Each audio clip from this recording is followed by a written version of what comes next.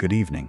You've come to those who stayed, a quiet place where forgotten hearts still whisper, and every story is a fragment of someone who once waited, who once loved, and who never left. Tonight, I'll tell you one of their stories. Now, take a deep breath in, and as you breathe out, let it go slowly, gently. Let go of all the thoughts from the day, and give your mind permission to rest. Tonight, we're going to share a story about a small, simple object and the quiet memories it holds inside. You don't need to do anything at all. Just relax and listen. You find yourself here in the quiet of a late afternoon. The day's light is soft and golden. It filters through thin linen curtains. It lays gentle stripes across the polished wooden floorboards. The air is still and warm. It carries only the faintest, most peaceful scent of old books and sun-warmed wood. In the stillness, you can notice the slow, easy rhythm of your own breathing. There is nothing to do, nowhere to be. You are simply here, in this calm and quiet space. Your fingers, moving with a slow and unconscious grace, have found a small object, a heavy object resting in the palm of your hand. It is an old bronze sheep bell. The first thing you notice is its weight. It is surprisingly heavy for its size, a solid, dense anchor. It settles into your palm with a feeling of permanence. Its coolness is the next sensation, a deep and pleasant cool that seems drawn from the earth itself, a feeling that speaks of deep soil and shaded places. It is a grounding touch, seeping slowly into your skin, pulling away the day's lingering warmth. You turn the small bell over and over, your thumb tracing its smooth, worn surface. Over a lifetime, countless hands have held it. The relentless caress of wind and rain has polished the bronze, polished it to a muted, gentle gleam. It does not shine. It possesses a deep, resonant patina, like ancient stone worn smooth by a river, or the softest, most supple aged leather. Your thumb finds the flared lip of the bell, feeling the subtle, charming imperfections, the slight unevenness that tells the story of its making, of the hands that hammered and shaped it so long ago. You can feel the faint, rhythmic texture of the hammer marks, softened by a century of time. Tilting it gently, you can see the small metal clapper resting inside, utterly still, nestled in its hollow home. This bell has not rung in a very long time. Its silence is not merely an absence of sound. It has become a profound, almost tangible presence. It is a quiet hum that seems to fill the space around it, a testament to all the sounds it once made and all the moments it has witnessed. Let the scene come to you slowly, without effort. The weight in your hand seems to pull your thoughts backward, not to a specific event, but to the very essence of the bell's purpose, to the feeling of a world where such a simple object held such a vital, peaceful meaning. The cool bronze begins to warm slightly in your hand, a slow, gentle exchange of energy. And as it warms, a different world begins to form behind your closed eyes. The memory arrives not as a picture, it arrives as a feeling of immense warmth and quiet. It was a hazy, sun-drenched afternoon in a field in northern France, in the last peaceful days of a long, golden summer. The air was thick with the scent of dry grass and wild thyme, baked sweet by the sun. A low, lazy hum of insects was the only sound, a gentle drone that seemed to make the silence feel even deeper. In this vast and peaceful quiet, a young boy named Julien sat on a low stone wall. A smooth river stone was idle in his hand. His gaze was fixed on his family's flock as they grazed. His attention was on Bélier, the lead sheep. Bélier was a magnificent creature, strong and steady.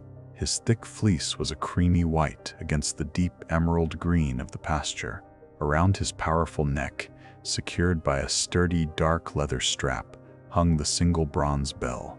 It was not a loud bell, not one that clamored for attention. Instead, it offered a clear, gentle clank. Whenever Bellier lowered his head to graze, or lifted it to scan the horizon, the sound was a soft punctuation mark in the vast, overarching silence of the countryside. Each note was round and full, yet soft. It carried across the field without ever disturbing the peace. It was the sound of everything being exactly as it should be. You don't need to hold the memory sharply.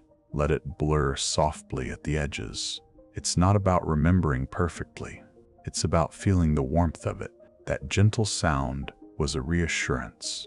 It was the sound of the flock, safe and content. It was the sound of the world turning slowly, predictably, measured not by clocks, but by the sun's steady arc across the vast blue sky. For young Julian, sitting on that warm stone wall, the bell's occasional chime was the heartbeat of his small, self-contained world. It defined the quiet rather than breaking it. A single anchoring note that let him know all was well. The sun dipped lower.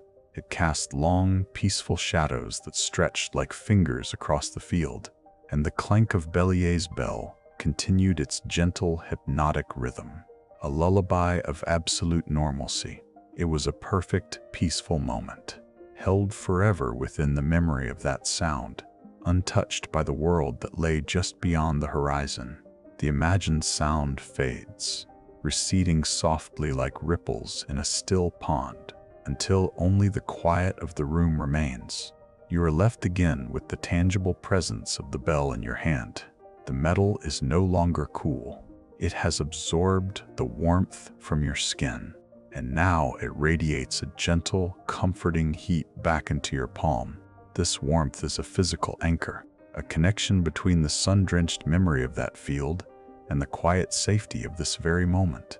You close your fingers gently around the bell, feeling its solid, peaceful weight, its silent form guarding the echoes of a distant, tranquil past. The room is still.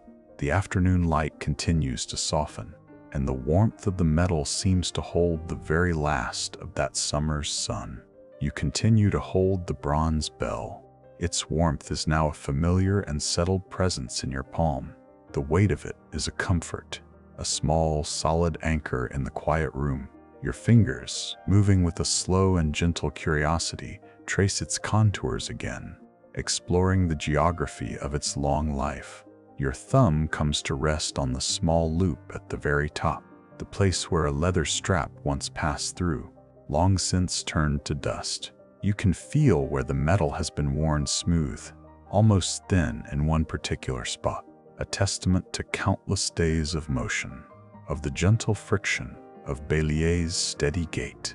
The metal there has a different texture, a polished facet born of necessity, and the constant, rhythmic turning of a head against the summer sky. You lift the small bell, bringing it closer, an instinct to find a story in its scent, but there is only the faint, neutral smell of old metal, a clean, almost mineral aroma. It speaks of earth and ore, but nothing more. It holds no lingering perfume of hay or wool or the damp earth of a riverbank. Yet, you understand with a quiet certainty, this does not mean the scents are gone. The bell is simply a vessel, a silent custodian of forgotten fragrances. With a little time and stillness, they can rise again from the depths of memory. You let the cool rim of the bell rest against your cheek for a moment. Its solidness is a bridge between the world you are in and the world it remembers. Let this memory unfold in its own time. As you close your eyes, the quiet of the room deepens. It becomes a canvas for your mind's gentle journey. The imagined scent of warm wool and sun-baked grass, so vivid just moments ago, begins to dissolve, like mist in the morning. In its place, something else emerges, a fragrance. It begins at the very edge of your awareness, before slowly, gently rolling forward. It is sharper, sweeter, a scent that speaks of a different kind of warmth, a different kind of quiet. It is the scent of a home on the cusp of change. The memory that arrives is of Julian's kitchen, the small, warm heart of the farmhouse. Outside, the world was just as it had been on that sun-drenched afternoon in the pasture. The flock was resting in the nearby paddock. Their soft bleating was a distant, gentle murmur on the breeze.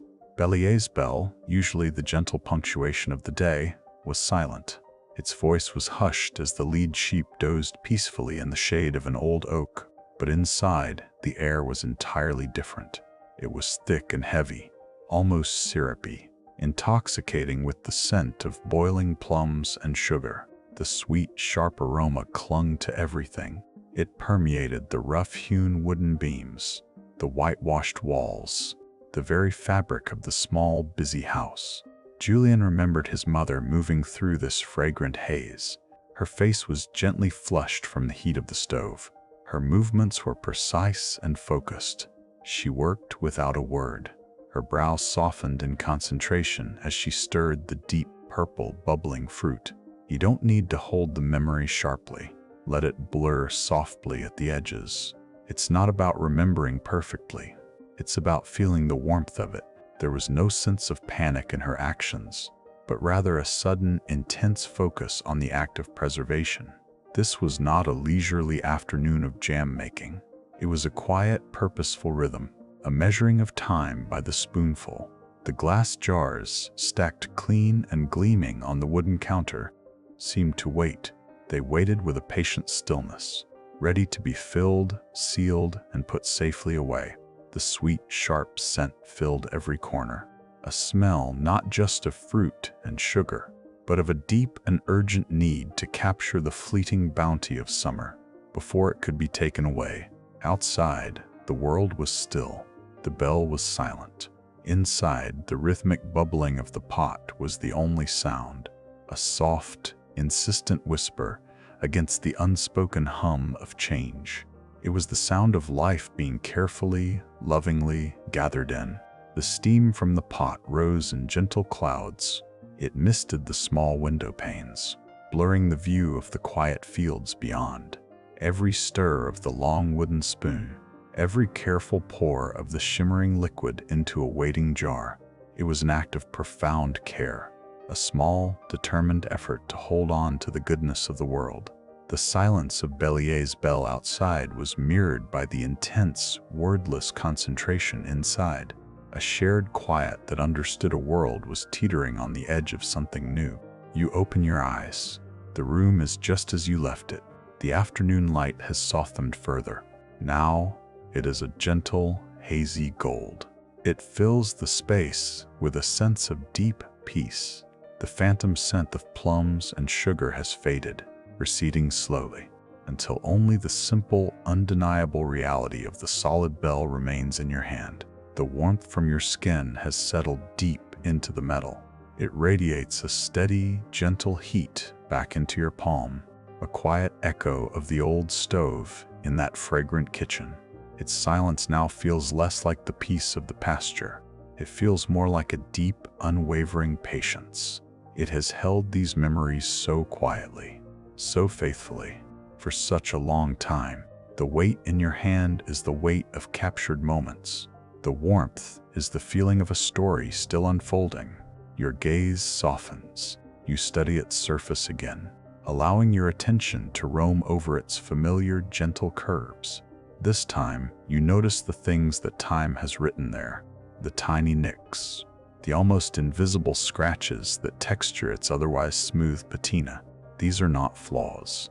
They are like hieroglyphs etched in bronze, a history written in tactile whispers. They speak of a long and patient journey. Each small imperfection tells a silent tale, a momentary, gentle collision with the world. Your thumb traces a small, deep scratch near the flared lip, a prominent scar that runs diagonally across the metal.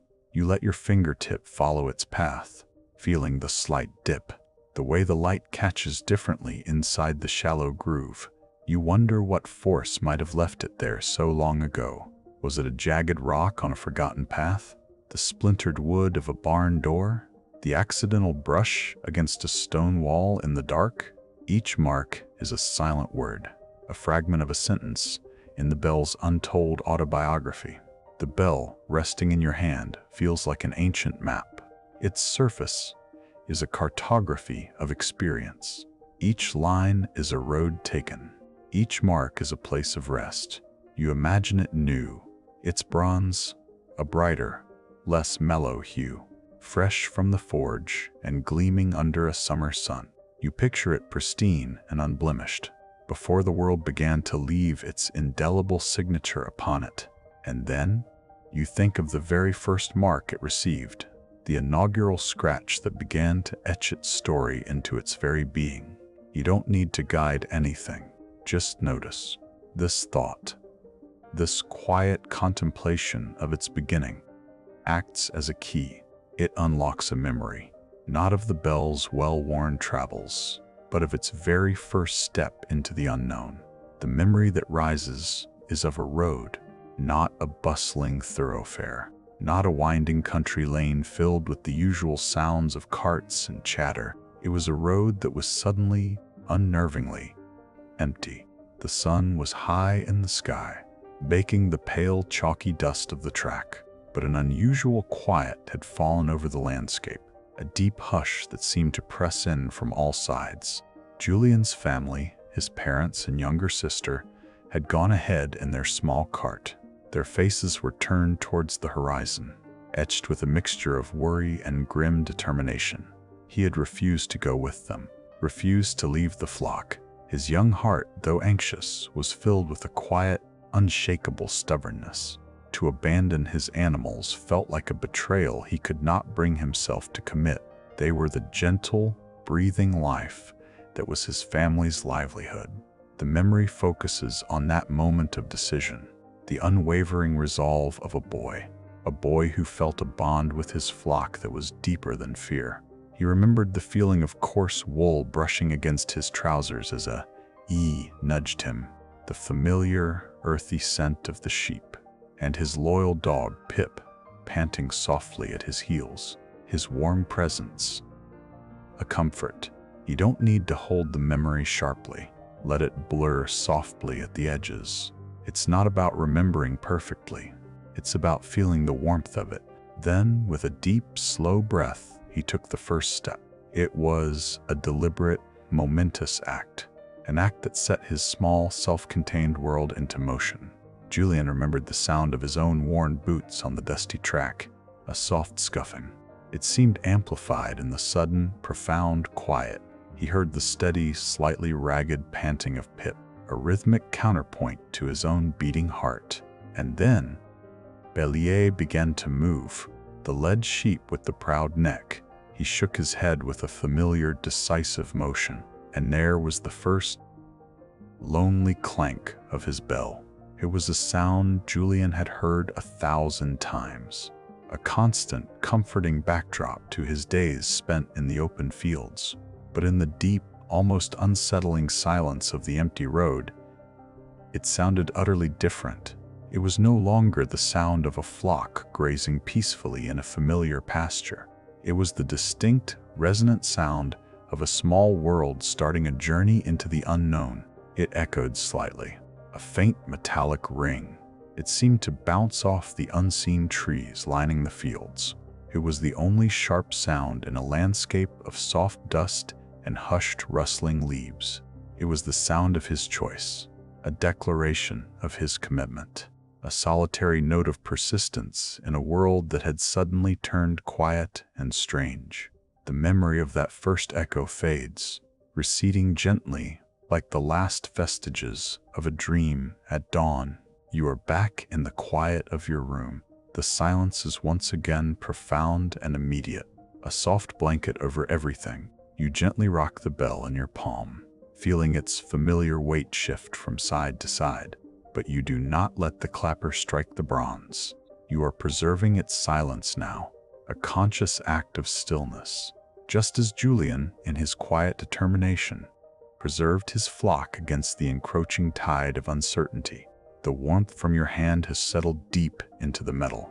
It seems to radiate back a steady, gentle heat, This warmth feels like the echo of Julian's resolve, the feeling of a promise kept. The bell's silence in your hand is not empty. It is a powerful, peaceful resonance, a quiet hum. It holds the memory of that first lonely chime on an empty road. That single, resonant note still seems to vibrate within the metal. A journey begun, its gentle echo, a silent promise of more to come. The faint, resonant note from the empty road seems to linger, a vibration you can feel more than hear. It is a quiet hum of persistence, a journey just begun, held captive in the warm bronze resting in your palm. You let your fingers close around it.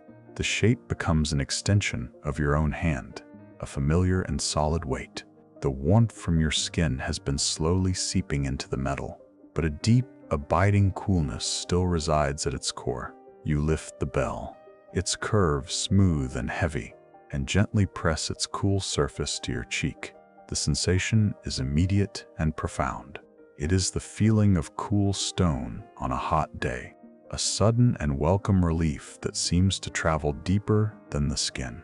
It feels ancient, like dipping your hand into the dark, still water of a deep well, a connection to the cool heart of the earth.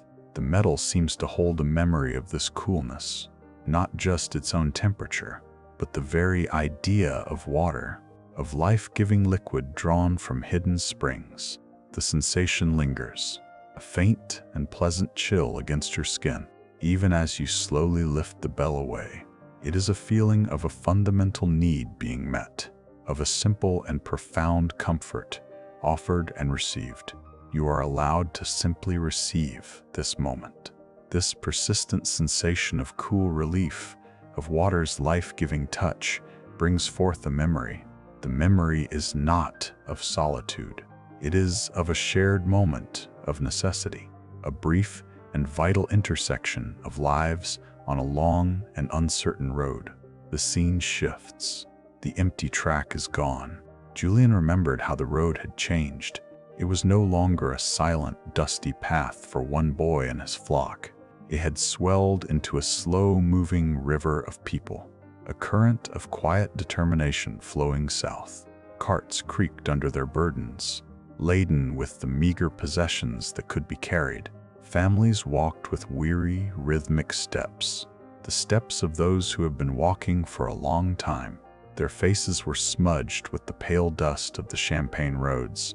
The air, once so still, now hummed, a low murmur of hushed voices, the groan of wooden wheels, and the soft, collective padding of many feet on the dry earth. Amongst this slow procession, Julian kept his flock to the grassy verge. Their quiet grazing was a strange and pastoral scene amid the human tide. He remembered the feeling of watchfulness, of keeping his small world intact within the larger one. It was then that he saw them, a family, the Martins. They stood beside their small, dark automobile. It had sputtered to a stop at the side of the road. A gentle wisp of steam rose from its engine like a sigh.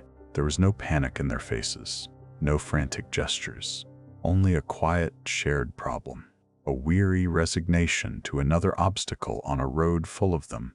A man, a woman, and two small children stood looking at the silent machine, as if hoping their combined gaze could will it back to life. You don't need to hold the memory sharply. Let it blur softly at the edges. It's not about remembering perfectly. It's about feeling the warmth of it. Julian, with the simple, practical generosity of a country boy, guided his flock a little further off the road, securing them in a patch of clover. He approached the family not with words, but with a gesture, pointing back the way he had come, towards a small, willow-lined stream he had just passed, a place he'd found for his own sheep to drink. An unspoken understanding passed between him and the father, Mr. Martins. Julian fetched his largest water skin, and together they walked to the stream.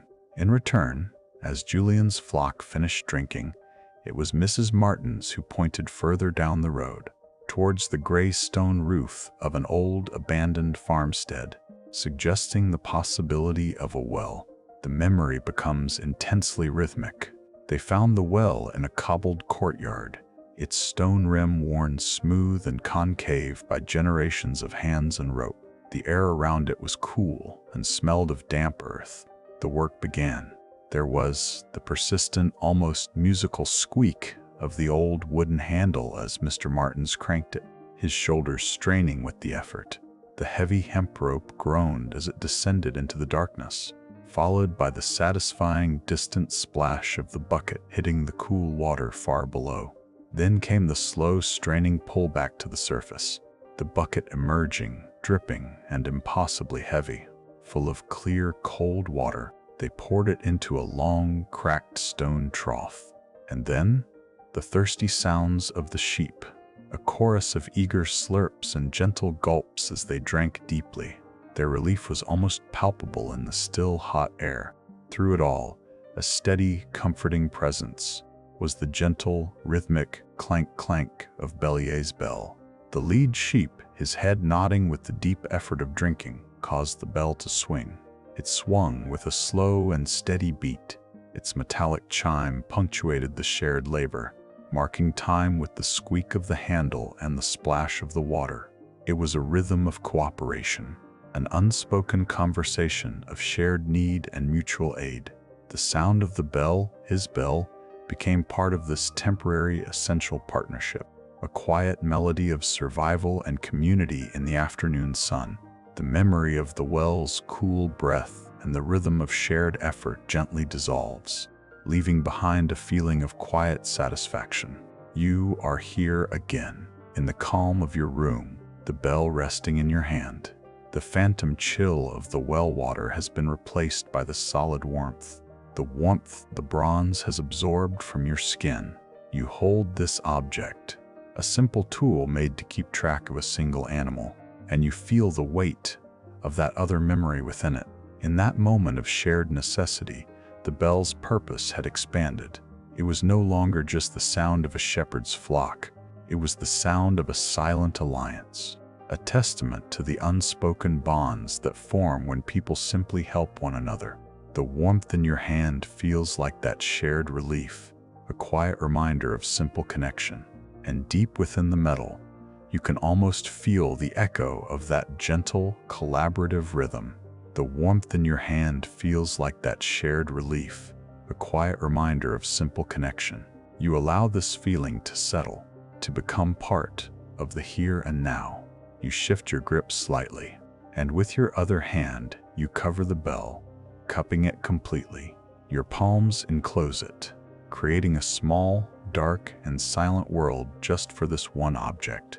The last of the evening light is sealed out. The bell's shape becomes a presence felt rather than seen, a solid weight against your skin. The cool bronze warms quickly in this enclosed space, its metallic chill giving way to the gentle heat of your own body. The air trapped inside grows still and close. You imagine its voice now, not the clear chime that could carry across an open field, but a sound absorbed and softened by its immediate surroundings. You can almost feel the potential of that sound, a vibration that would not ring out, but would simply become a soft, low thud against your palms, a whisper of its true self. The thought is a comforting one, how context can change a voice, how clarity can become softness, how a call can become a murmur. The bell, held captive and safe within your hands, seems to pulse with this altered potential, a silent hum of what might be. You focus on your breathing, a slow and easy rhythm that seems to match the quiet pulse you feel from the metal. Each breath is a gentle wave, rising and falling in the stillness of the room. Let this memory unfold in its own time. The thought of a softened, muffled sound, of a voice contained and quieted for the sake of peace, brings forth a memory. It is a memory not of a journey, but of a destination, however temporary. It is a memory of shelter, of being enclosed and safe, a profound reprieve from the endless dust of the open road. The scene arrives not as a picture, but as a scent, overwhelming and ancient. Julian remembered the moment he first stepped out of the harsh sunlight. and into the cool, cavernous gloom of a vast and ancient barn. It belonged to a monastery. Its great dark timbers rose high into the shadows, like the ribs of a slumbering giant. The air inside was thick, almost a substance in itself, heavy with the sweet, dry perfume of hay that had been harvested and stored for generations. It was the scent of 100 summers, of sun-baked fields and patient work, a deep, earthy fragrance. It spoke of harvest and warmth and the quiet, turning cycles of the land. It was a smell that seemed to absorb all other sensations, wrapping around him like a blanket. Dozens of families were already there. Their forms were little more than indistinct silhouettes in the dim light, scattered throughout the enormous space. Shafts of golden light pierced the high, narrow windows, thick with dancing dust motes. They illuminated small islands of activity in the vast sea of shadow. You don't need to hold the memory sharply. Let it blur softly at the edges. It's not about remembering perfectly. It's about feeling the warmth of it. The barn was not silent. It hummed with a low, gentle symphony of shared existence. There was the soft rustling of straw as people made their beds for the night, the quiet murmur of hushed conversations that rose and fell like the tide, the occasional sigh of a sleeping child. It was the sound of a collective exhalation, of weary souls finding a place to finally set down their burdens. Julian, his mind always on his flock, found an empty corner far from the main doors.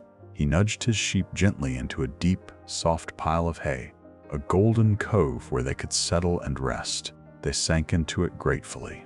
Their journey temporarily paused. Their quiet bleats were absorbed by the sheer volume of straw around them. The memory held no specific words, no distinct faces, only this profound sense of shared space. It was the feeling of the gentle shifting of bodies, the deep, rhythmic breathing of animals and people, mingling in the fragrant air. A community of strangers united by a common need for sanctuary. As Bellier, his lead sheep, finally settled into the deep, yielding hay, he gave his head one last shake to dislodge a stray wisp from his thick fleece. In the cavernous quiet, his bell did not chime. It did not clank. It gave a few soft, muffled thuds, a sound completely transformed by the dense hay packed around it. It was a deep, percussive whisper, a sound of arrival, of settling in. That muted thump was a declaration of temporary peace, a signal that the flock was safe and at rest, their weary journey momentarily over. The memory of that sound, so different from its usual voice, settles deep within you. You feel it as a profound sense of comfort, a quiet signal of safety. You slowly unclasp your hands, releasing the bell from its temporary confinement. It rests in your open palm, the metal now holding a deep and even warmth. Its potential for a clear, sharp sound is obvious in its solid form, a latent power held in reserve. But the memory of the barn has imbued it with a different quality now. It is no longer just an instrument for calling out. It is an object that understands how to be quiet. You appreciate its versatility, its capacity for both resonant sound and a soft, muffled presence. The warmth radiating from the bronze into your palm feels like the warmth of that shared space, the collective peace of dozens of souls breathing softly in the fragrant darkness. It is the warmth of a fragile peace found in the heart of a storm, a testament to the wisdom of knowing when to speak and when to simply be. The bell seems to hold the muffled comfort of that ancient barn within its bronze heart, a quiet guardian of both sound and stillness. And as you hold it, the faint, imagined scent of sweet, dry hay seems to linger in the quiet air, a fragrance of deep and settled rest. The imagined scent of sweet, dry hay still seems to linger in the quiet air around you, a fragrance of deep and settled rest, carried forward from the memory of the ancient barn. You hold the bronze bell in your palm. Its familiar weight is a comforting presence, an anchor to the here and now. It is an object of simple, profound comfort, a tool whose original purpose was to announce presence, to confirm that the flock was near, safe, and accounted for. Now, its purpose has shifted. It is a keeper of silence, a guardian of quiet memories. You let your thoughts drift to other simple comforts that anchor us in times of uncertainty. The reassuring weight of a heavy blanket on a cold night, the mesmerizing, hypnotic warmth of a fire crackling softly in the hearth, the quiet presence of a pet curled at your feet, their breathing a gentle, living rhythm. The bell, in its current state of profound silence, feels deeply connected to these other quiet, reassuring things. It is a silent sentinel guarding a deeper sense of peace. Its lack of sound, far from being an absence, feels like a potent, active force, a quiet strength held in reserve. You trace the smooth, cool curve of its lip with your thumb, feeling the faint inscriptions worn down by time and weather.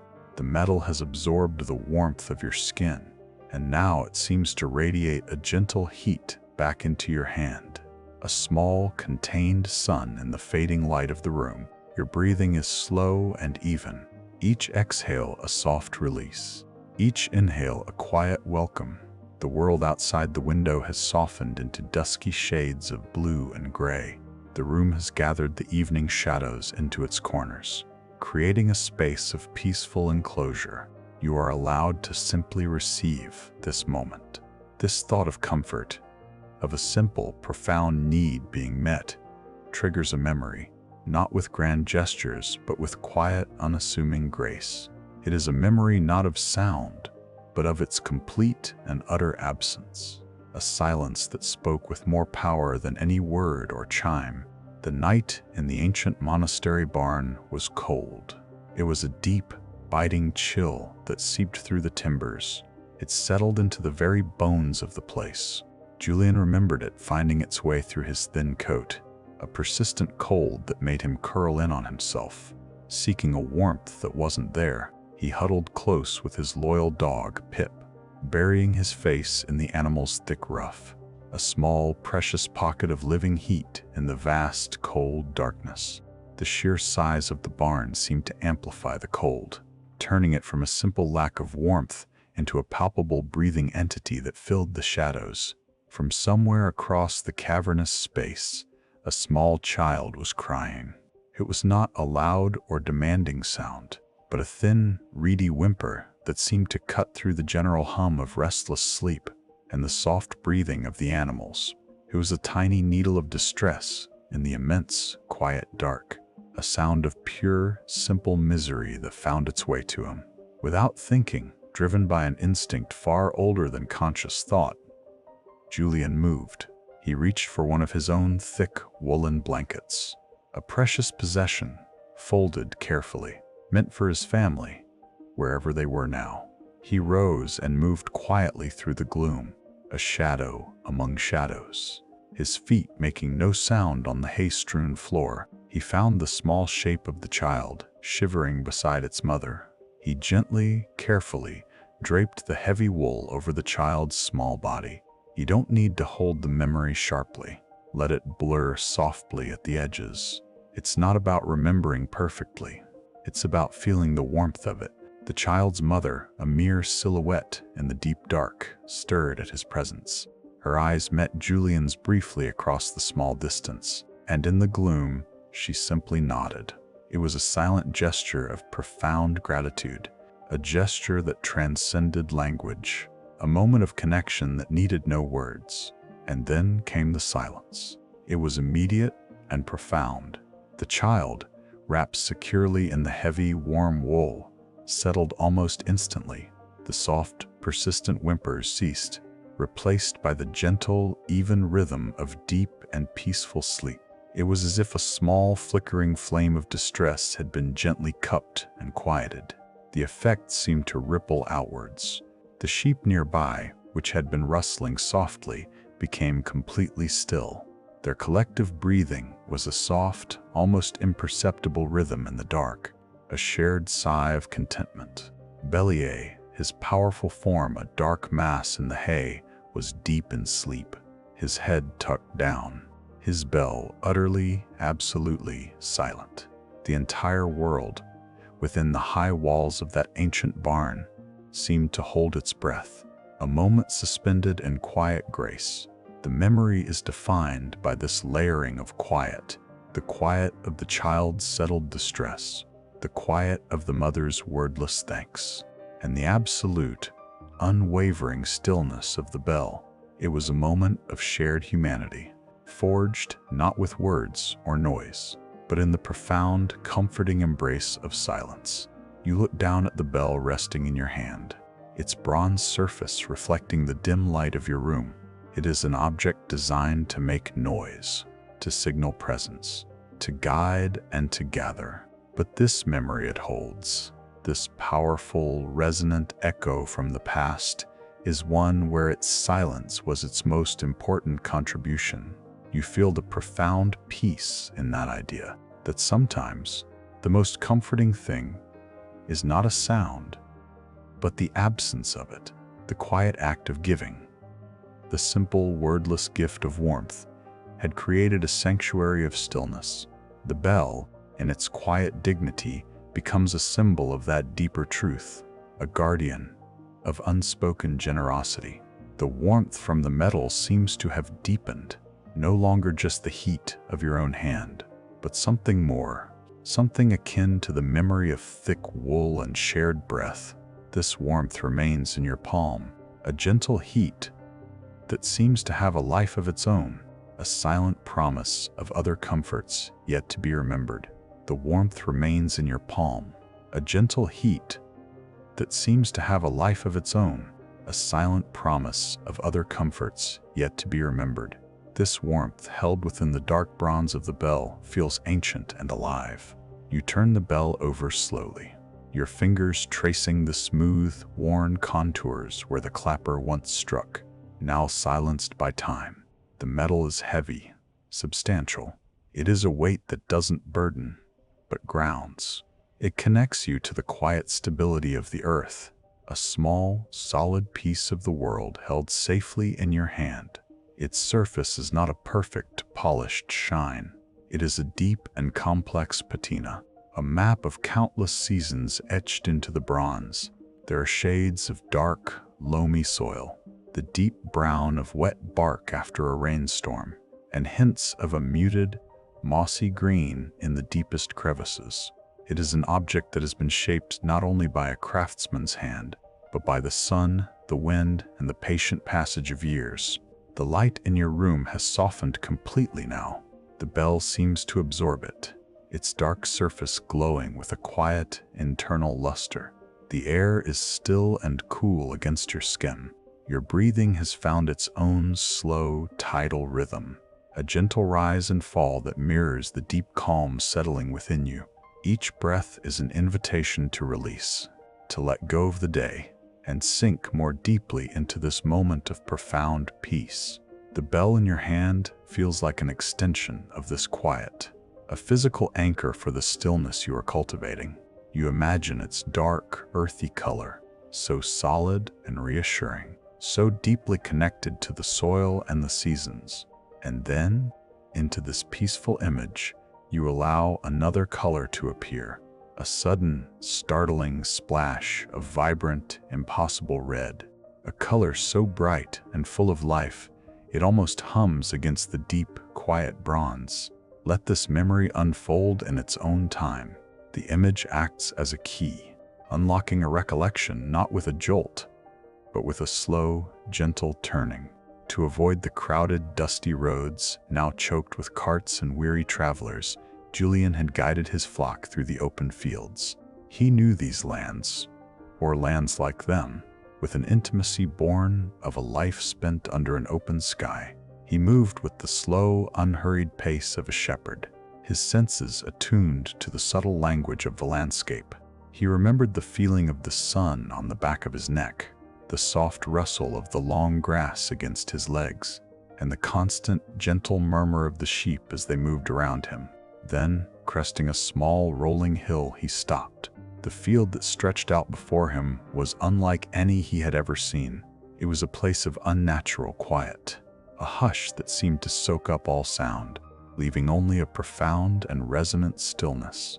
And it was covered from one edge to the other in a breathtaking carpet of poppies, a sea of vibrant, liquid red. It swayed gently in the afternoon breeze, a silent crimson tide, lapping against the deep green shores of the surrounding pastures. You don't need to hold the memory sharply. Let it blur softly at the edges. It's not about remembering perfectly. It's about feeling the warmth of it. The sight was so overwhelming, so unexpectedly beautiful. It felt like a dream. The memory was not of any event, but of the pure, sensory immersion in this living painting. The deep, verdant green of the grass peeking through the crimson, the brilliant, almost pulsing red of the countless delicate petals, and the soft, creamy white of his own flock, moving like small, drifting clouds across the vivid canvas. He watched as the sheep entered the field. They moved with a strange and gentle reverence. Their usual hurried grazing was replaced by a slow, deliberate pace. It was as if they, too, sensed that this was a hallowed space, a place that demanded quiet respect.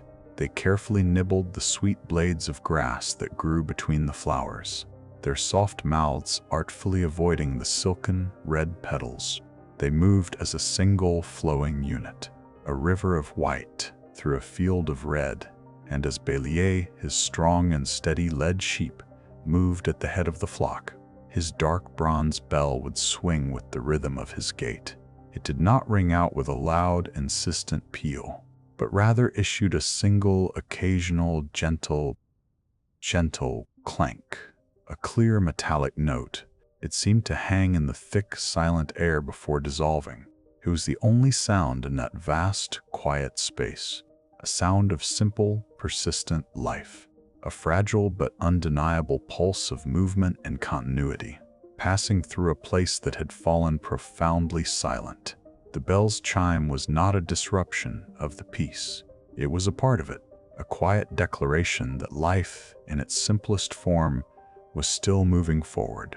The vivid red of the memory begins to recede, the brilliant field of poppies dissolving like watercolor in the rain, leaving behind only the deep, enduring color of the bronze in your hand. The bell feels warmer now, heavier. It is no longer just a piece of metal. It is a piece of that field, a fragment of the earth itself, imbued with the memory of that profound stillness. It is a small, solid thing that endured.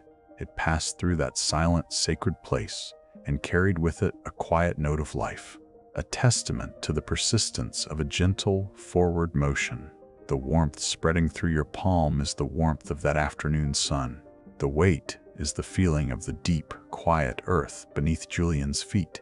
The bell holds the echo of that single bronze note, a quiet song of life that seems to vibrate gently against your skin.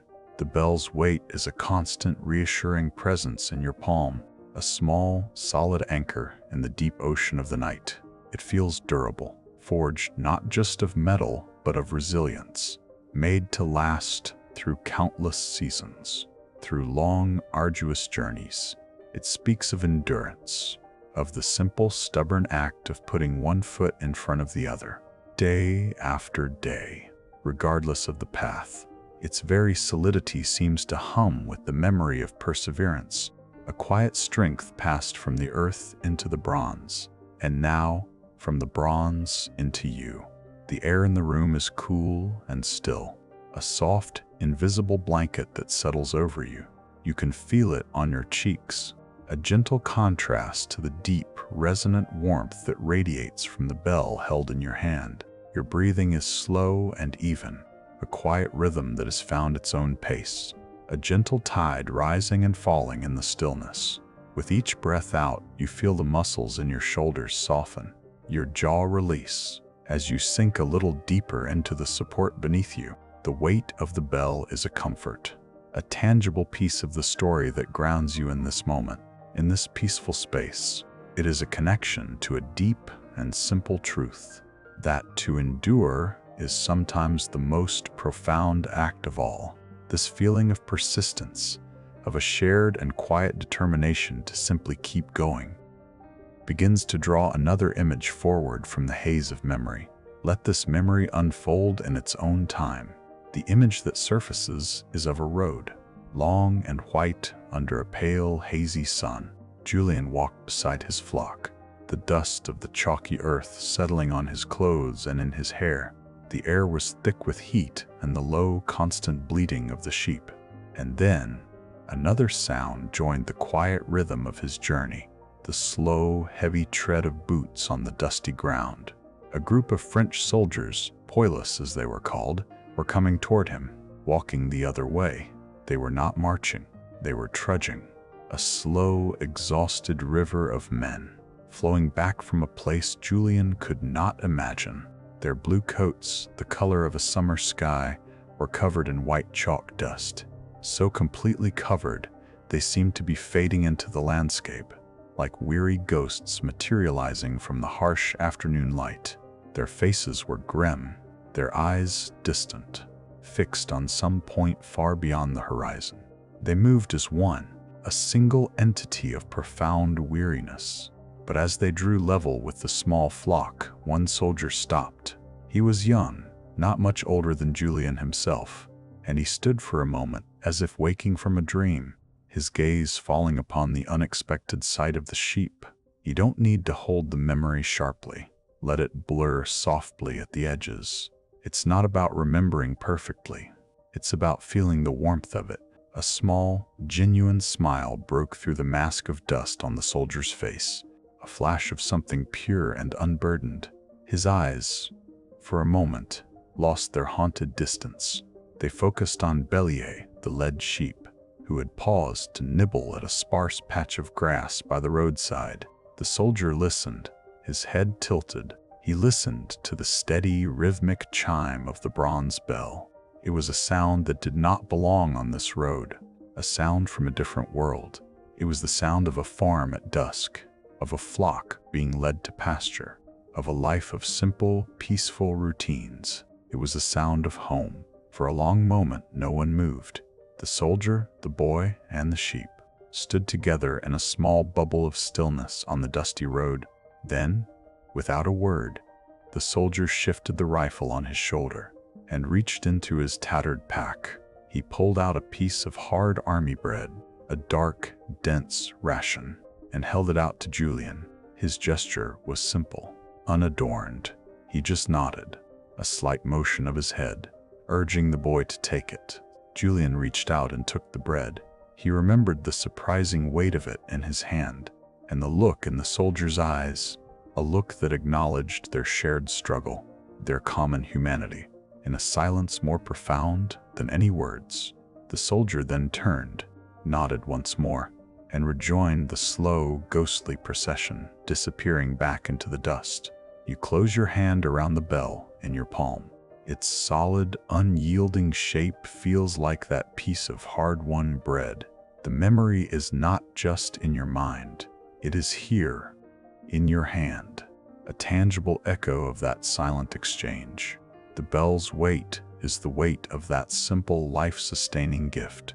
Its enduring warmth is the warmth of that small, human connection, a light that shone for a moment on a dark and uncertain road. The bell is not just a memory of a flock, of wool and fields. It is a memory of a bridge built between two strangers, a testament to the quiet power of a single kind gesture. It is a reminder that even in the midst of great weariness, a moment of grace can appear, as simple and as honest as the sound of a bell, as real as a piece of bread in your hand.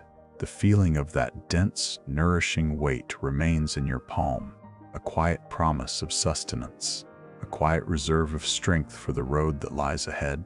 You turn the small bronze bell over in your hand.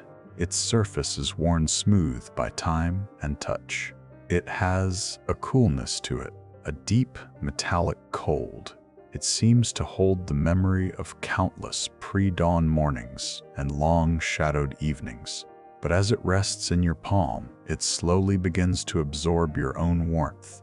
The boundary between you and it is softening, until its weight feels less like an object you are holding and more like a part of your own quiet stillness. You lift the bell slowly, bringing its mouth to your ear, pressing the cool, smooth rim gently against your skin. You hear nothing, of course. No faint, ghostly echo of past chimes. No whispered secrets from a long-ago field. Yet, the silence inside its small, hollow dome seems to have a quality to it, a resonant emptiness. It is different from the silence of the room around you. It is a contained, profound quiet, a silence that has known sound and has now come to rest. You listen to the quiet of your room, allowing your own breath to soften, your heartbeat to slow to a gentle, steady rhythm. In that deep, enveloping quiet, you can almost imagine another sound beginning to form, not in your ear, but in the deepest part of your awareness. It is the sound of water, a constant, soothing hum, a vast and gentle shh that seems to absorb all other noises. It is a primal sound of peace and endless flow, a sound that speaks of permanence, of something that endures far beyond the small and hurried concerns of a single day. This imagined sound of water, this deep, resonant hum, begins to pull a powerful memory of relief and arrival to the surface. Let this memory unfold in its own time. The journey to get there had been a relentless blur of dusty roads, of aching feet, and the constant, almost hypnotic chime of Bellier's bell. It had been a tireless soundtrack to their forced march, a small, metallic heartbeat against the vast, anxious silence of the countryside. But the memory that rises now is overwhelmingly auditory, dominated by a sound far grander and more encompassing than any bell. Julian had finally reached the Marne River, after days of nothing but the crunch of gravel underfoot, the low creak of distant cartwheels, the tired murmur of other travelers, and the persistent metallic punctuation of his own flock's progress. The sound of the river was immense. It was a vast, living presence that he heard long before he saw it. It was a wide, slow-moving body of water, its surface a great sheet of hammered silver reflecting the pale, hazy sky, and it made a constant, peaceful sound, a deep and resonant hum. It seemed to absorb all other noises, drowning out the lingering echoes of fear and the sharp edges of exhaustion. It was the sound of a sanctuary, a natural barrier, a place to finally pause. You don't need to hold the memory sharply. Let it blur softly at the edges. It's not about remembering perfectly. It's about feeling the warmth of it. Julian remembered leading the flock down the gentle, grassy slope to the riverbank. Their thirst was a palpable thing, evident in their eager, stumbling steps. He watched as they pushed forward, their dusty muzzles breaking the water's smooth surface. As the sheep drank, their bodies finally still, their long thirst finally quenched. A deep quiet fell over them, a collective sigh of relief that was felt more than heard. Bellier, the proud lead sheep, waded carefully into the cool, swirling shallows until the water was up to his knees. He stood there for a long moment, his powerful head bent to the current, letting the water flow around him, and the bell around his thick, woolly neck, the faithful companion and metronome of their entire journey, was, at last, blessedly silent. There was no movement to swing it, no forward step to make it chime. The memory is defined by this stark, profound contrast. The great humming sound of the river, a vast, natural symphony of peace, and the absolute, unwavering silence of the bell. It was the sound of a barrier reached, the sound of a sanctuary found. The river promised a place to rest, a temporary haven from the relentless tide of movement. And for the first time in what felt like a lifetime, the bell's profound silence confirmed it. You take the bell away from your ear, the quiet of the room returns, immediate and gentle. The air settles around you, soft and still. The bell in your hand feels different now, its weight imbued with a new significance.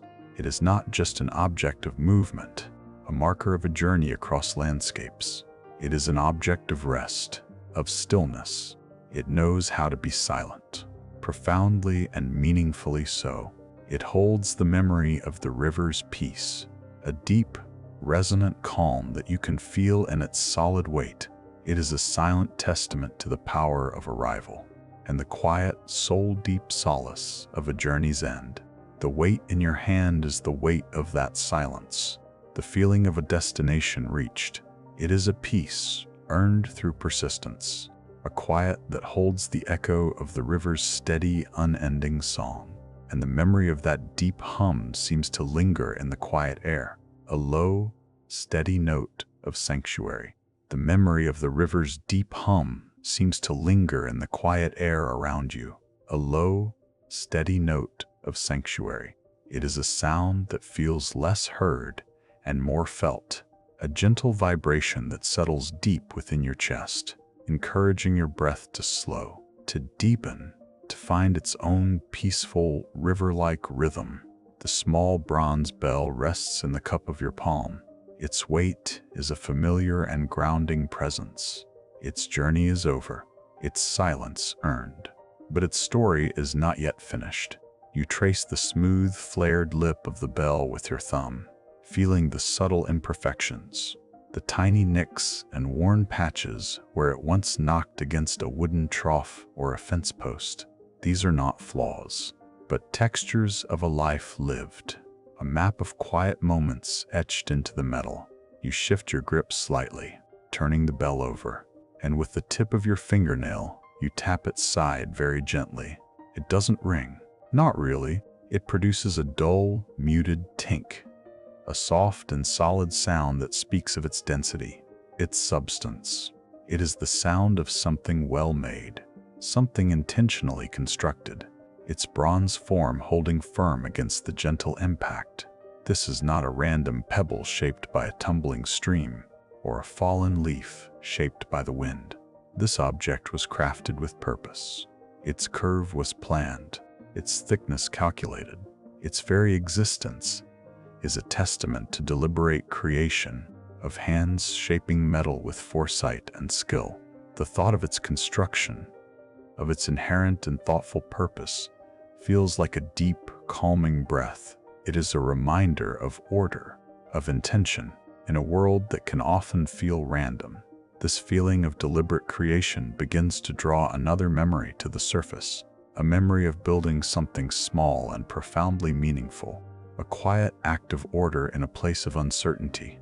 Let this memory unfold in its own time, in a wide green meadow that sloped gently down to the banks of the Marne. Julian found the Martins family again. The meadow was a temporary haven for many, dotted with the quiet shapes of families resting and carts unburdened. There were no elaborate greetings, no recounting of the roads they had taken to get here. There was only a shared glance of recognition, a silent acknowledgement of their mutual weariness and their mutual relief. In that shared gaze, an unspoken agreement was formed. Together, he and Mr. Martins would build a temporary pen for the flock. It was a necessary act, not of defense, but of care. It was a way to create a small island of order and safety in a world that had become a vast, flowing river of movement. The memory is not of anxiety. It is of the quiet, soothing sounds of their work, a gentle symphony of resourcefulness. Julian remembered the sound of an overturned cart being dragged into place, its heavy wooden wheels not groaning, but whispering as they slid over the thick, soft grass.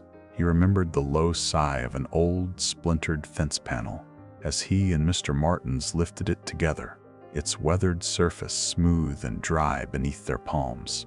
You don't need to hold the memory sharply. Let it blur softly at the edges. It's not about remembering perfectly.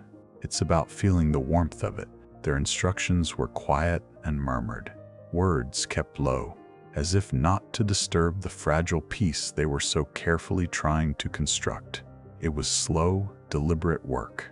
There was no rush, no frantic energy.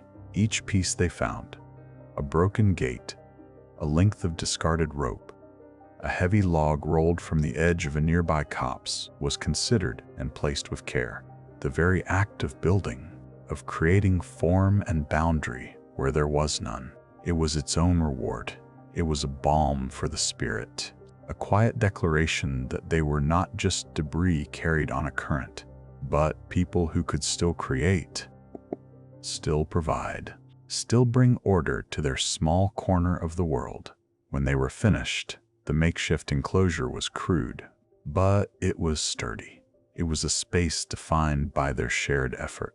Julian held open a small, hinged section that served as a gate, and with a soft call, he guided the sheep into the newly created space. He remembered the profound and simple feeling of satisfaction as he secured the final piece. A twisted length of wire looped over a post. Inside the pen, the flock settled immediately, their quiet bleating a sound of contentment. Bellier, the great lead sheep, took a few steps, then shook his magnificent head, perhaps to dislodge a fly or to simply settle into this new stillness. And the bell around his neck gave a single, clear, contented chime. It was not the sound of walking, of progress, of a journey to be made. It was the sound of arrival, the sound of being home. Even if home was just a small, hand-built space in a meadow by a river, it was the sound of safety, built by hand. You looked down at the bell resting in your hand. This single, beautifully crafted object. Its cool, solid weight seems to hold the very echo of that one clear chime, the memory of that small, shared victory, of hands working together to bring order from uncertainty.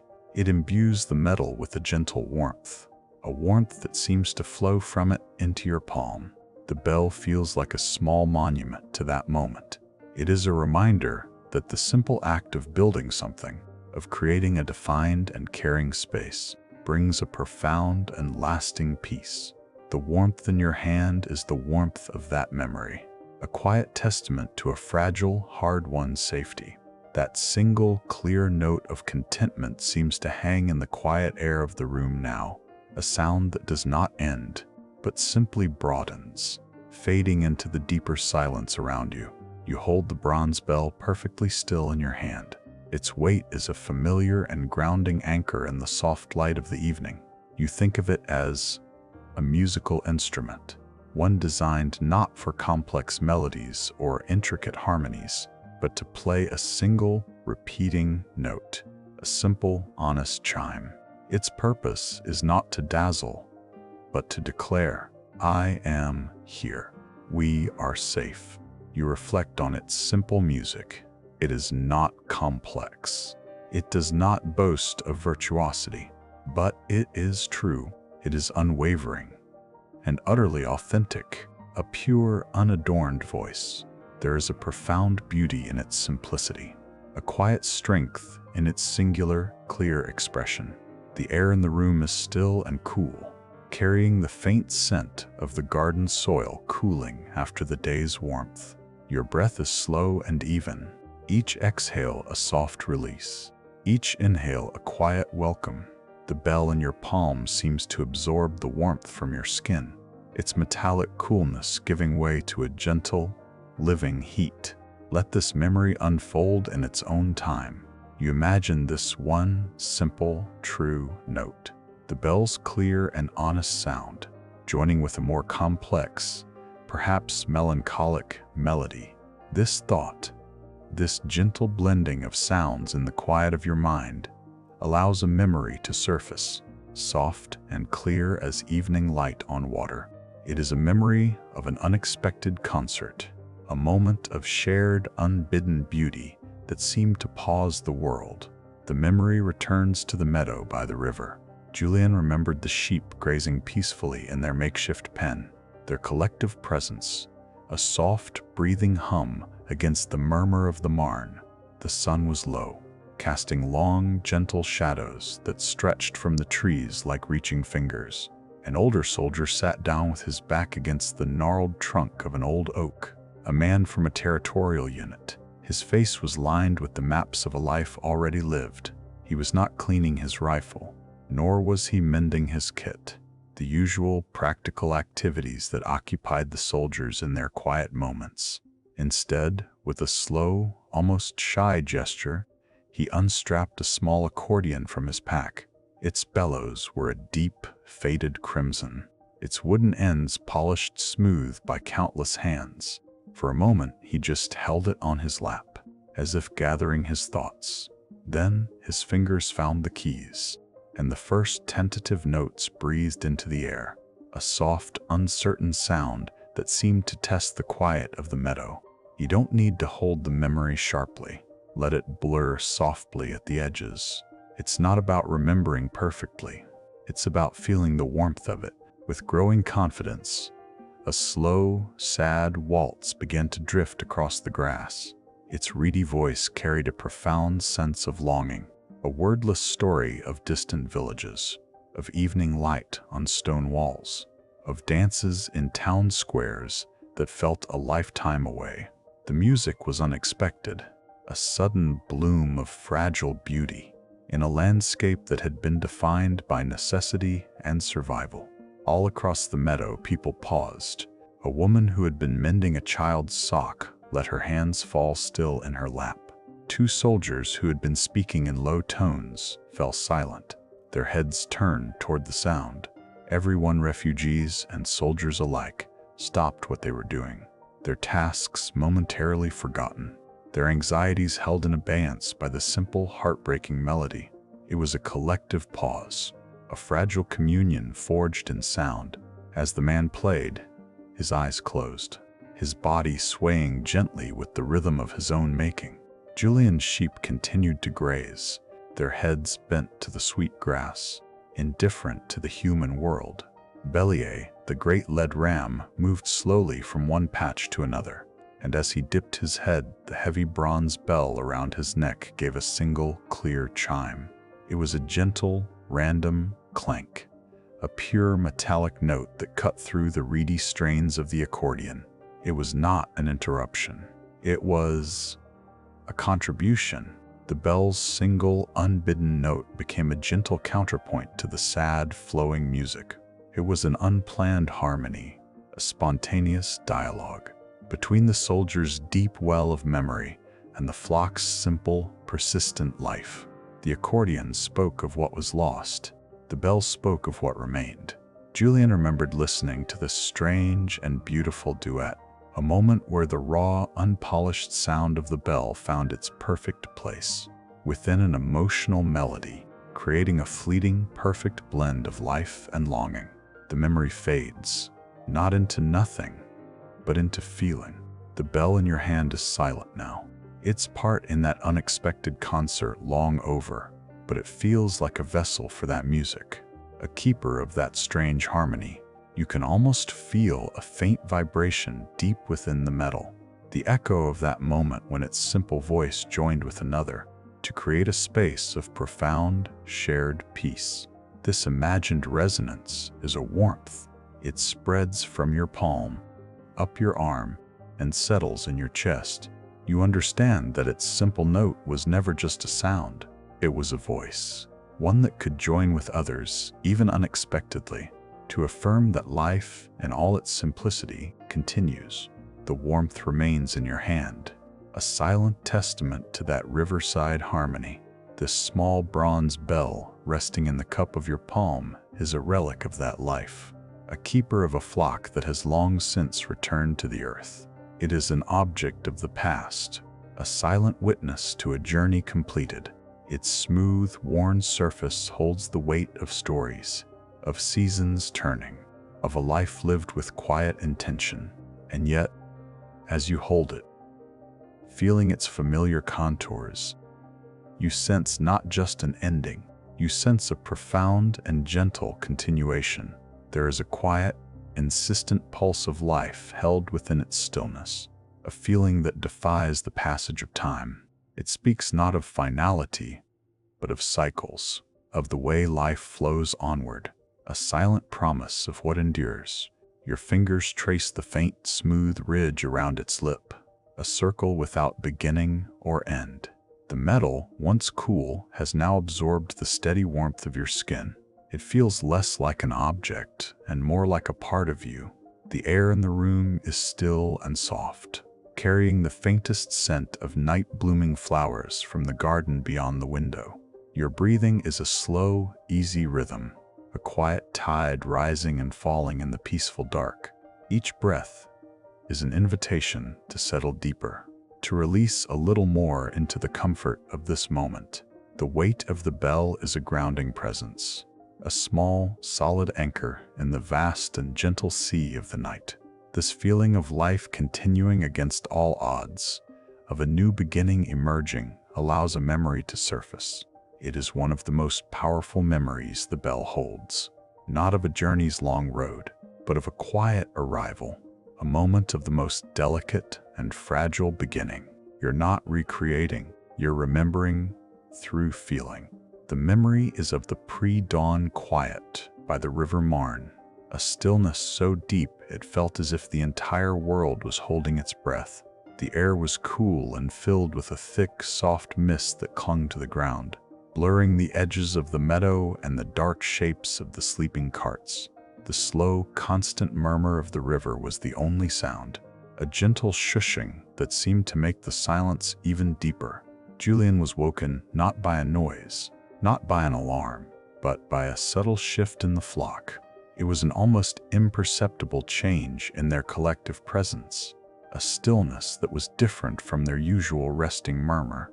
An instinct, honed by years of living by the rhythms of his animals, pulled him from a thin, fitful sleep.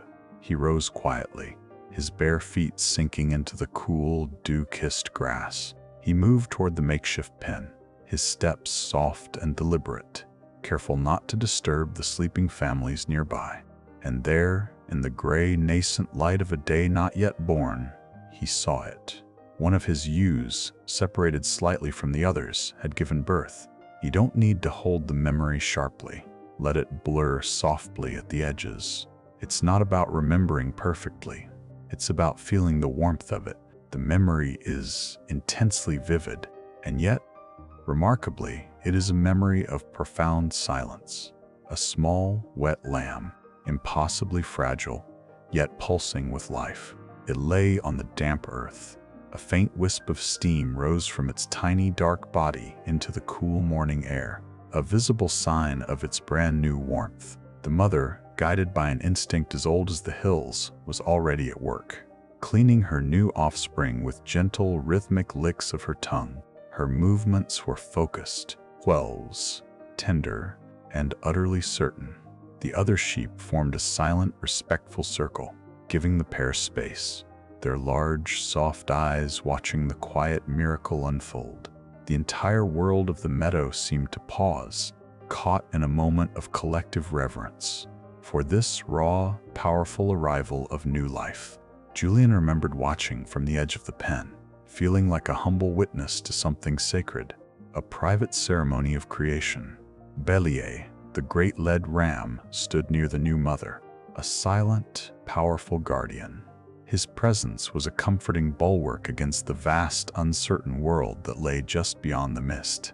And his bell, the heavy bronze bell that usually announced his every move, was absolutely still. Its dark, curved form hung motionless in the gray, gathering light. It was as if the bell itself understood the profound need for quiet. Its silence, a form of deep respect, a wordless blessing for the fragile, tenacious life that had just arrived in the midst of their great retreat. You hold the bell in your palm now. Its cool, solid weight is a tangible link to that distant dawn. It is an old object, weathered and worn by time and travel, but it holds the indelible memory of that newness, of that beginning. It is a powerful testament to life's relentless, quiet determination. The bell's silence in that moment, a deliberate and respectful hush, feels more profound, more resonant than any sound it ever made. It was a silent hymn to the enduring miracle of birth, a quiet affirmation that even in times of retreat and uncertainty, life persists in its gentle, determined way. The warmth from the metal seems to carry the echo of that moment, the feeling of that quiet, fragile beginning. It is a gentle promise, a sense of nourishment held within the stillness, waiting for the dawn. You run your thumb over the smooth, curved surface of the bell, feeling the gentle swell of its form where the metal widens from its narrow top. It is a simple, wholesome shape, elegant in its purpose. It reminds you of a vessel, a cup, something made to hold and, by extension, to give. Its very design seems to speak of generosity, a silent container for sound. It now feels like a container for something more, a quiet promise of nourishment. The cool bronze, so often a conduit for echoes of the past, now seems to hold the very essence of giving, of offering comfort in a small, cupped hand. The air in the room is soft and still, wrapping around you like the finest wool. Your breathing is a slow, easy rhythm, a quiet tide rising and falling in the peaceful dark. With each exhale, you feel a little more weight release from your shoulders, a little more tension dissolving into the mattress beneath you. The bell rests in your palm, its weight a grounding presence. As your skin warms the metal, it begins to feel less like a separate object and more like an extension of your own calm. You trace the rounded lip of the bell, a perfect, unbroken circle. It feels complete, self-contained, and yet its entire purpose was to send something of itself out into the world. A sound, a signal, a gentle announcement of presence. This idea of a simple object made for giving, for offering, resonates deep within the quiet of the moment. Let this memory unfold in its own time. The idea of the bell as a vessel, a silent keeper of generosity, allows the next memory to surface. It arrives not as a sharp image, but as a feeling of warmth, a sense of quiet abundance by the slow-moving river. The dawn had broken fully now, burning the last of the mist from the meadow. The new mother, the you who had given birth in the pre-dawn hush, was now providing for her tiny, energetic lamb. Life, in its relentless and beautiful way, was creating more life, more sustenance. Her udders were full, a testament to a resilience that defied their straitened circumstances. Julian watched as the small lamb drank its fill, its tail wagging with a pure, uncomplicated joy. There was more than enough.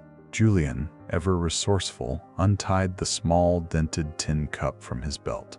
It was a simple, utilitarian possession, its surface marked by the scratches and dings of a long journey. But to him, it was an essential tool. With movements that were gentle and practiced, learned over years in the peaceful rhythm of his farm, he carefully milked the ewe. The warm, frothy liquid streamed into the cup, a clean white bounty against the dull gray of the tin. It was a precious offering, a small measure of life's surplus. He rose and walked over to where the Martins family had made their camp, a small cluster of blankets and belongings beside their broken-down car.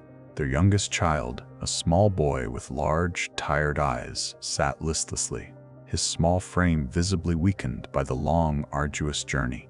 Julian approached quietly, not wanting to intrude, but to offer. Without a word, he held out the cup of fresh, warm milk. You don't need to hold the memory sharply. Let it blur softly at the edges. It's not about remembering perfectly. It's about feeling the warmth of it. The memory is of the quiet gratitude that bloomed on Mrs. Martin's face as she took the small, precious offering. Her hands, chapped and weary, closed around the cup with a gentle reverence. Her eyes met Julian's. In a moment of profound, unspoken understanding, it transcended language or circumstance.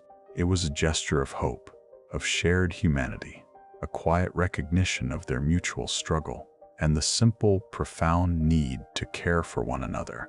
She knelt and gave the milk to her son, who drank it slowly, a flicker of life returning to his gaze. While this small human exchange took place, the flock was at peace, settled in their temporary pen by the river. The new lamb, now steady on its wobbly feet, explored its small world with a cautious, bleeding curiosity. Bellier, the great lead ram, moved slowly to a new patch of lush grass, his powerful head dipping to graze. As he shifted his weight, his heavy bronze bell chimed. It was a single, gentle, almost melodic sound. It carried clearly in the tranquil morning air. The chime was not the urgent toll of journeying, nor the sharp clang of alarm. It was the sound of simple, life-affirming routine. It was the quiet heartbeat of the meadow, the sound of a flock at peace, a flock that was not just surviving, but providing. The bell rests in your hand now, a simple, functional object, but the memory it holds is one of quiet abundance and the profound grace of sharing. You can almost feel the warmth of that small cup of milk, the weight of that unspoken gratitude. The bell was part of a small ecosystem of care, a silent witness to a moment when life, in its most elemental form, was given and received. Its gentle sound was the music of normalcy, a quiet hum of hope against the vast, uncertain backdrop of the world. It was the sound of life continuing, of life-giving. The warmth from the metal seems to hold that gentle chime, a note of quiet provision. The feeling of that simple, generous act settles around you, a deep and abiding peace. And in the stillness of the room, the memory of that sound lingers, a single, clear note of calm that hangs in the air. That lingering echo dissolves into the quiet of the room, leaving behind a profound sense of stillness. You feel it in the weight of the bronze bell resting in your palm, a solid, unmoving presence. Its journey is over. It is an object at rest, a silent witness that has seen a world in motion and has now found its peace. This feeling of stillness, of a journey's end, is deeply comforting, a quiet contentment that settles over you like the softest down blanket. The bell, in its silence, embodies a profound sense of resolution, a quiet conclusion to a long and winding story. The air around you is still and soft, holding you gently. Your breathing continues its slow, easy rhythm, an effortless tide rising and falling in the peaceful dark.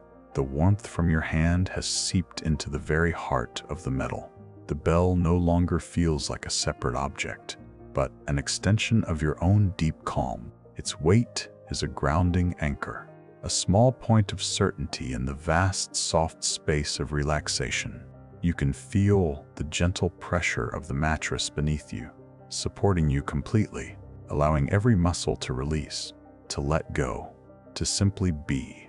The light in the room is a deep and restful dark, a gentle void where thoughts can soften and drift away without a destination. Let the quiet settle around you, like warmth. This profound sense of stillness in your hand, this quiet understanding of an ending, summons the memory of a much larger stillness. It was a quiet that descended not just on a single object or a single boy, but over the entire landscape, a vast, encompassing silence that brought with it an unimaginable relief. The change did not arrive as a roar of fighting or a sudden, dramatic announcement. Instead, it came as a subtle but powerful shift in the atmosphere, a gradual transformation that was felt more than it was heard. For weeks, the roads had been a constant river of movement, clogged with retreating soldiers, their blue coats pale with chalk dust, their faces etched with a weariness that went beyond the physical. The air had carried the sounds of their passage, the trundling of cartwheels, the low murmur of tired voices, the rhythmic tread of countless boots on the dry earth. Now, that river was slowing. The flow began to thin. The spaces between the marching columns grew wider and longer. Soon, there were only small groups, and then just a few stragglers, until finally, the road was empty, the dust settling in the late afternoon sun. You don't need to hold the memory sharply. Let it blur softly at the edges. It's not about remembering perfectly.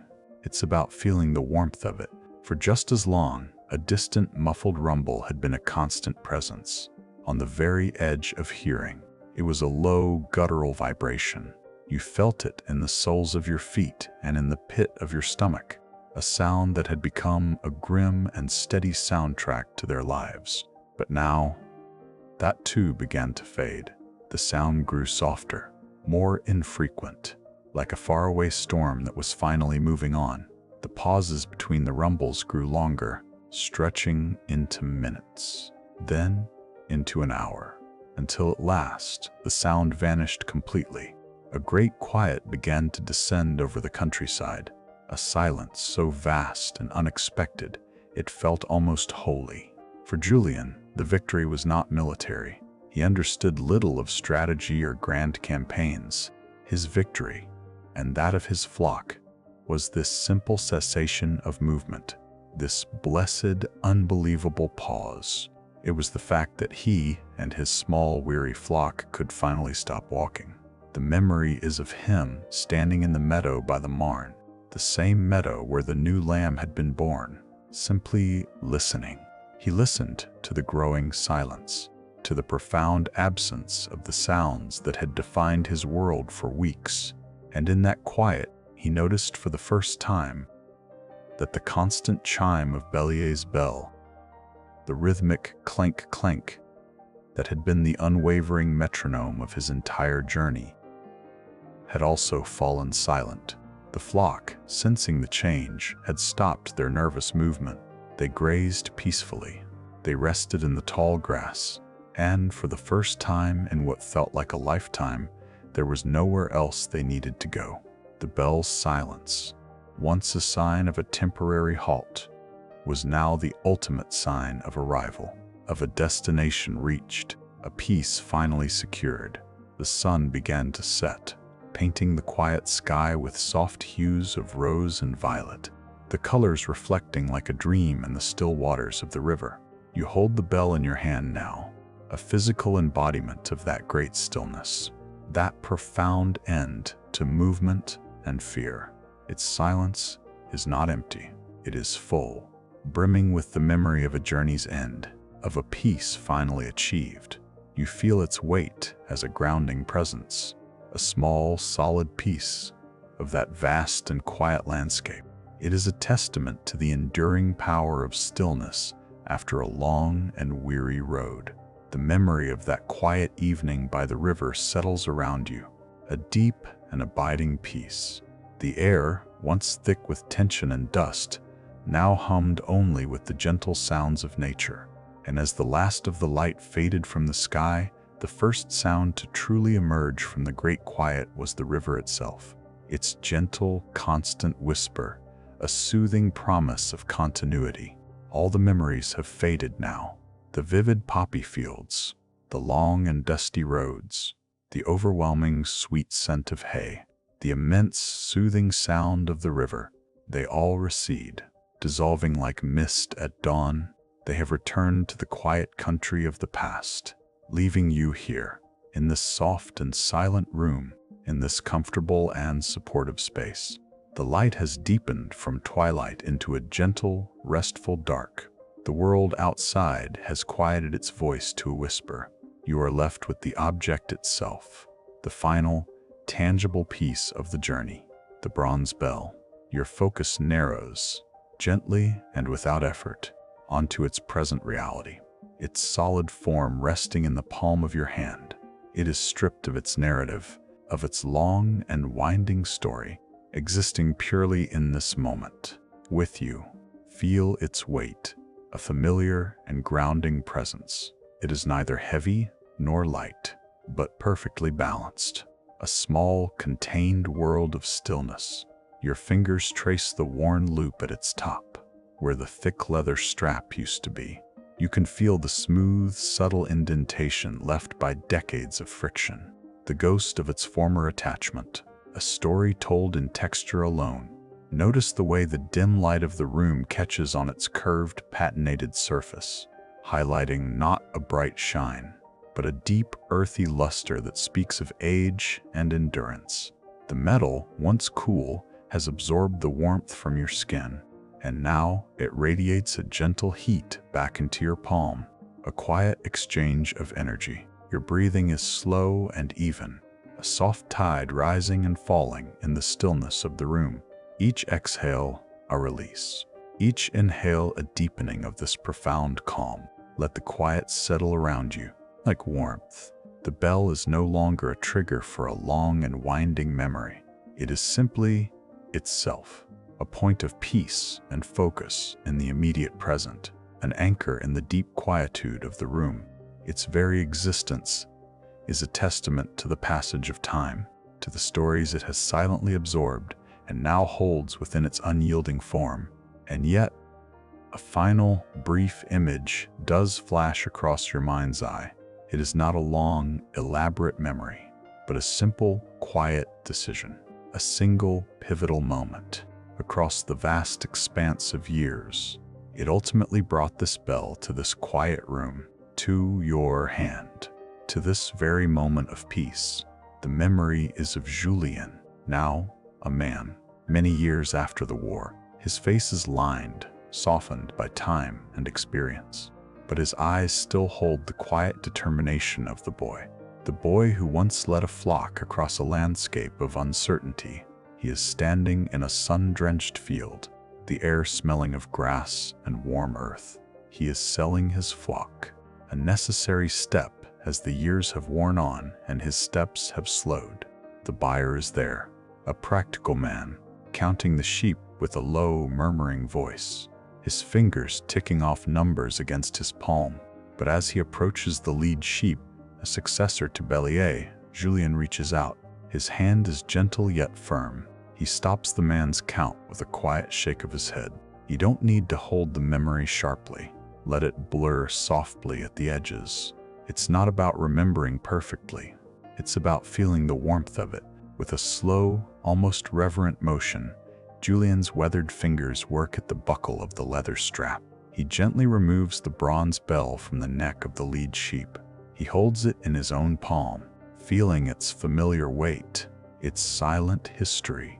The cool metal, a connection to the boy he once was. The memory is just that. The conscious, deliberate choice to keep this one object, this keeper of a quiet journey, this silent witness to a life lived with courage and compassion. He nods to the buyer, who continues his count, and Julien closes his hand around the bell, a small, secret treasure saved from the flow of time. And so, the bell is here, in your hand, a direct inheritor of that quiet, profound decision made in a sunlit field long ago. The warmth you feel in the metal is not just your own. It is the echo of his, a warmth of preservation and love that has traveled through the years to find you now.